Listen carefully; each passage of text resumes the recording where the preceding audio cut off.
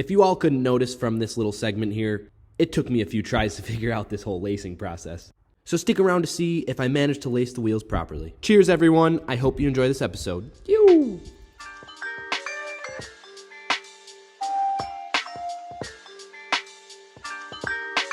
Homage got the vibe, got the vibe, got the vibe, got the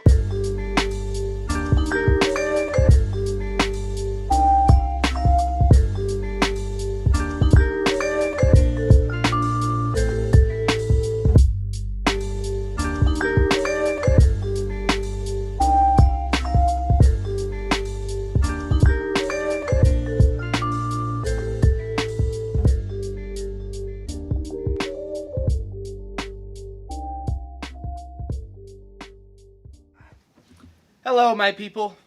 I am here in a little different setting to start off this video because it's way too cold in the garage, and tonight, this episode is all about lacing up the custom hubs to the Warp 9 rims. I'm super excited. I have my beer, starting off right. I hope you are enjoying a beverage of your choice while you are watching this episode, wherever you're watching it. This episode is pretty important to me because it is on par with exactly what I'm trying to achieve with this 450 build, and that is pushing the boundaries of my personal abilities even more than I did in the past. What does that mean? I'm trying to buy less things already done and trying to do more things in-house, more things on my own, learning more, doing more things that I would traditionally be scared of, and pushing myself to, do some things that are out of my comfort zone. And lacing wheels is definitely out of my comfort zone. I've never done it before. So with that, I'm going to take a sip of this nice cold beer. I'm going to cheers to everyone watching this video because everyone has been giving me great support thus far. I appreciate each and every one of you, and I haven't said that yet, and I felt like this is a good time to do that because I really do appreciate it, and it's honestly, I'm doing this really for my own pleasure of documentation, so later down the road I can watch myself in the future. But with that being said, we're going to roll the intro and get right into lacing these freaking wheels up. Ow!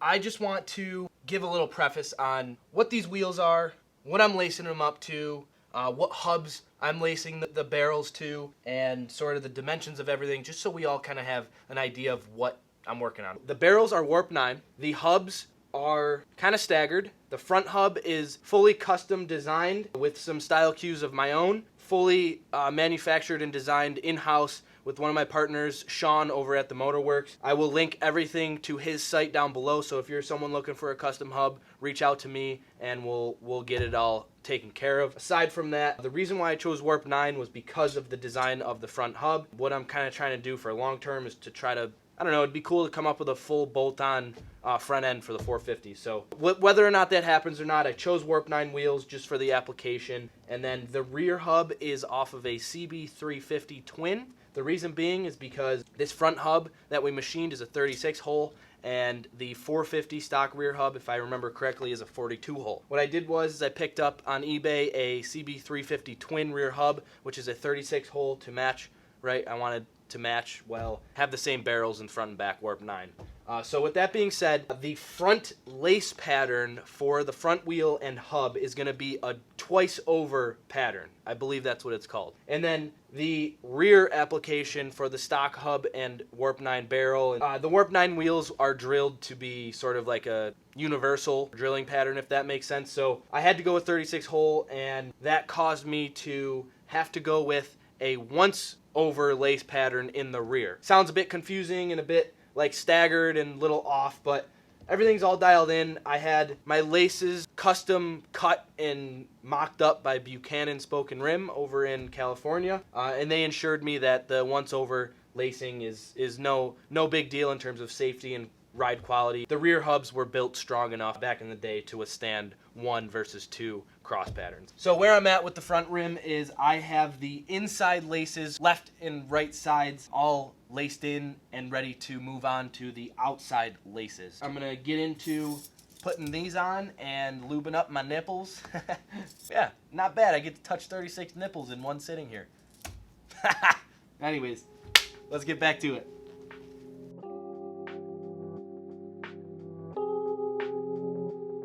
We must pay homage to him.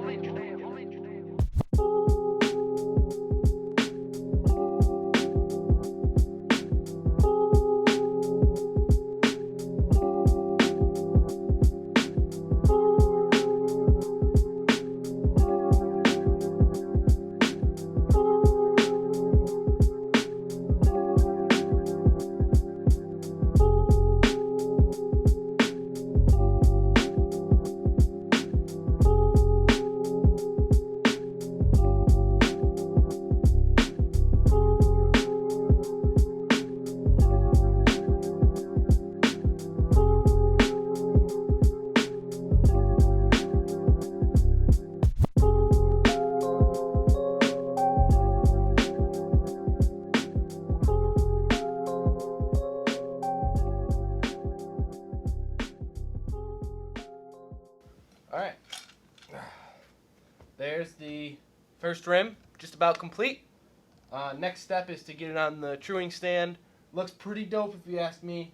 So I learned that, it takes time. I had to redo it, as I have to do that to many things in the garage. And many things I do, I'm always having to have a second go, a third go at it, which is totally fine. This one was a little confusing to begin with, but once you kind of get the hang of it, it's not too bad. Now, the truing part, that's a whole separate video and a conversation. I'm not fully sure on the whole process with that. I've watched a ton of videos, so I have an idea. For now, I just wanted to get the wheels laced up, loosely laced up, and then on the bike, just to see what it looks like. With that, we're going to move on to the rear rim and do a single cross lace pattern. We just finished up a 2-over lace pattern. Shouldn't be too much different, and let's get right into it.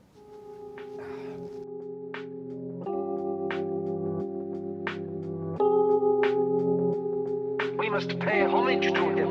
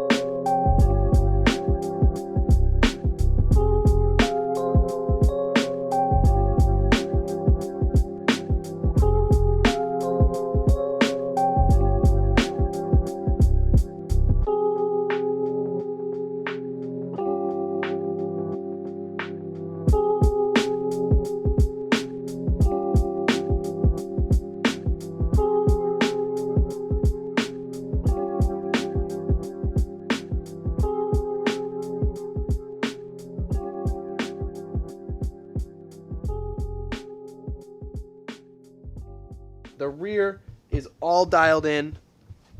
The rear looks really good. Came out really nice. Super pumped on that. The 1-over lace pattern is much easier, but I guess the twice-over pattern, if you have the ability to do it, is much stronger in certain ways and is more reliable, I guess, for longevity. I don't know. I could be wrong with that, but just based off my conversation I had with a few people, that's kind of what they alluded to. Man, this stuff, although it's very tedious and although, you got learning and you got to make mistakes, well, I had to take apart and disassemble the front wheel because I incorrectly laced it. I gave the pattern a once-over pattern when the laces were cut for a twice-over pattern. So what that means is I had to take it apart, and I am going to intently follow this diagram now and really try to take my time as I was rushing before, just out of pure excitement. But now I'm going to restart the front. But aside from that, we're going to jump right back onto this progress, and let's get the front wheel laced up once more properly this time. Believe it or not, this is my 3rd attempt at the front wheel. So, hey, that's all I got to say. My number one thing is try things, get out of your comfort zone, work hard at it, make the mistakes, learn from it, take your time, and once you get that final time when it's like minty fresh on how it's supposed to be done, it's an unbelievable feeling. Because guess what? Next time I have to lace up wheels, I'm not going to pay anyone to do it. I'm going to do it myself. With that being said, let's hop right back into the music and kind of, I don't know, take you through the process. So, whoa.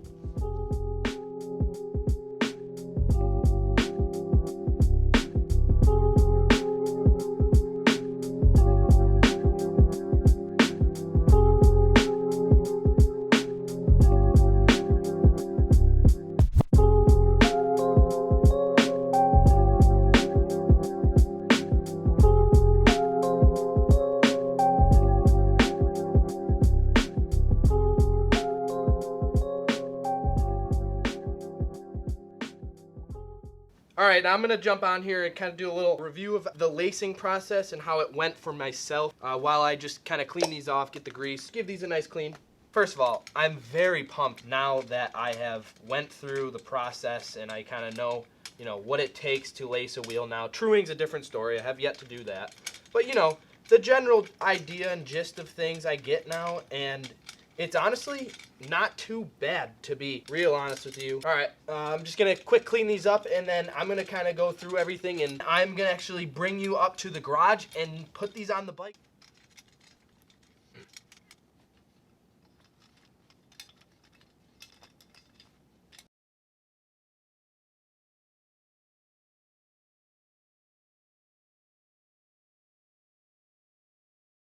By the way, I got this one-piece thing, little Dickies action. Oh, you can't see the whole body, but I'll show you in a little bit. All right, before I cue the music up and hop on the tripod to let me get some work done, I have to welcome a special someone to the channel. Hey, bud, Coogan. This is my buddy, my partner in crime, Coogan. Everyone meet Coogan. He's my little guy. He's in his nice little sweater. What's up, bud? This is my look. He blends into the couch, but. He's my little buddy. He comes out here and he hangs out with me on the couch. Say hi to everyone. Hey. Yeah, he's busy. He's got his little bone. Say, yo, what's up? Say, yo, what up, everyone? Aww.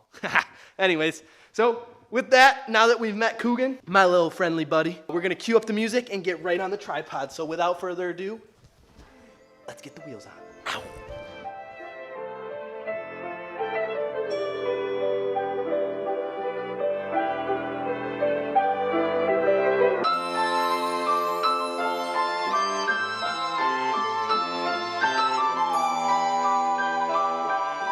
Homage got the vibe, got the vibe, got the vibe, got the vibe.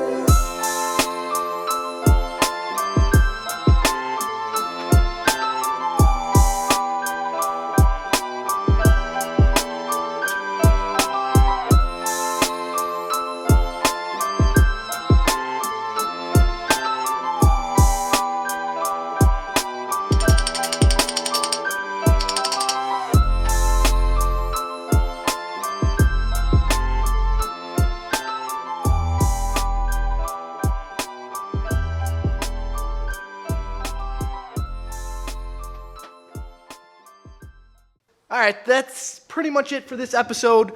We got the wheels all laced up. We were able to see them mocked up on the motorcycle. I just wanted to see the shape, see what's going on. So let's take one more look at it. Ooh, look at that. Looks pretty good. So I'm super pumped on the process. I'm so happy I pushed myself to get out of my comfort zone and lace these up myself. Next step and next part 2 for the wheels will be truing them to perfection and then throwing the tires on and having a roller. So that is very close to happening in the foreseeable future. Expect that in the next few build episodes. Let's give it one more spin. Ooh, very happy with the shape of everything. It's turning out pretty solid. Drop a comment below on what you think of the progress, and also drop a comment below if you have ever laced motorcycle rims. I'm very curious because it's a pretty nerve-wracking experience to think about, but once you do it, it's really not that bad. I encourage all of you, if you have the ability to lace some wheels, do it, give it a try. There's a ton of information out there for tips, tricks, how to do things, and then also reach out to the community if you have help, right? That's what I'm doing. I'm going to have a little help with the truing process of the rims, which is, arguably, what is the most important portion of spoked rims is getting them perfectly true. With that being said, we're going to wrap up this episode. I hope you all enjoyed that beautiful segment of the lacing of the wheels, and the progress of knowledge is being gained and pushing forward. I'm super pumped. One last look. With that, milezero Racers, one team, one family. As always, thanks for being dope, fam.